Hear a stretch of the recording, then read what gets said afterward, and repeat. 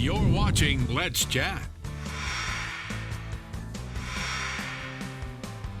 Welcome back and good morning. Later on in the month of June, over in McMinnville, an incredible festival you don't want to miss. And one of the headliners of this festival, if not the headliner, it is Grammy nominee, right here live with us, Denny Jiosa. Denny, good morning. Good to see you. Good morning, Chip. You've had a long year, obviously, because of the COVID-19 pandemic. And as a performer, that time off the road, not playing, how you been feeling it? Working in the studio. So I'm always producing something. I was recently producing a project for a guy out of Huntsville and then working on a new record that I have coming out in August, which is a jazz record. So. And you have something even further down the road. You're going to venture into the world of blues. I am. I've been writing and working for that too. So that'll be out hopefully in the fall. How frustrating for you as a performer has this been? You are used to showing your chops out on stage several times a week. Wow, you're not there anymore. How does that hit you as a performer, as a writer? It has an effect on it because on your mood, because you want to be there and get the response from the crowd and the people, you know. And so there's always it's a give and take situation. You know, I did get to play out. I sat in with some friends a few months ago, and even the people in the crowd came up and they said, "Oh, you don't know what you're doing for us. This is medicine." Yeah. I said, "Well, you're medicine for us as well." People are hungry for live entertainment. They are. And I've seen you play before small, intimate crowds, and I've seen you play before Riverbend-sized crowds. Yeah. Your energy and what you do does not change relevant to the crowd size. You are giving it every ounce of blood, sweat, tears, and everything else, whether the crowd is 2 or 200,000. Yeah. It's what I was made to do, Chip. So it's just, I love it. What would you have been doing if music hadn't fallen into your life? Boy, that's a good question. Actually, I was just telling my brother-in-law that I might be here because I engineer and produce also, so I like working with electronics, but then there's also this side of me. The wine side. And you are a wine aficionado.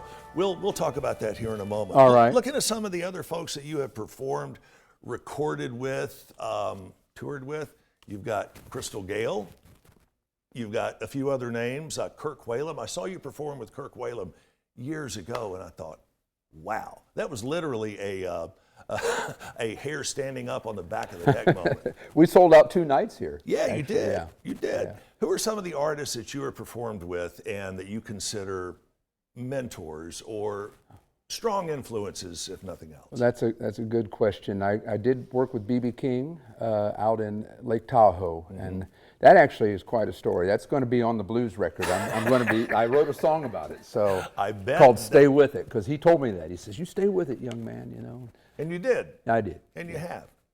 And that has led to certainly a huge amount of success, not just in the smooth jazz or the jazz field, but I heard you doing an interview a while back. Someone asked you, what kind of music do you play or do you specialize in? And you hate to label things. You just play good music, right? That's the way I look at it that way, yes. It was mentioned to me recently that maybe you should focus more, and I'm going, well, I'm just focused on doing great music and doing the best I can and whatever, where I am at that time. Like I did this Latin record because I love Latin music, and I love Latin rhythms and the percussion and everything, so. And I got to tell you, when we were setting this up, you said you had a new guitar endorsement deal from, is it Willow Creek? Willow Cove? Willow Creek. Willow Creek. Willow Creek. Tell me about this guitar. I will tell you at home, it is an absolute beauty. It is a stunning guitar. This is all handmade Bolivian rosewood. This is actually the heart of the tree. And rosewood is a bit heavier than conventional wood used for guitars. It is. And unlike a lot of guitars made in this price range, this is all solid wood, so it's not a laminate instead of laminated. So it's just absolutely gorgeous. And you said it has a built-in microphone? It has a built-in condenser microphone as well as built-in reverb and delay and chorusing. Wow. So, you know, you can sit there in the room and just... How did this whole endorsement thing drop into your lap, so to speak? did you pursue them? Did they pursue you? Did the phone ring and It was they an go, overnight "Hey, Denny." overnight success, you know. Yeah, they only take 20 or 30 years. Yeah, right? only.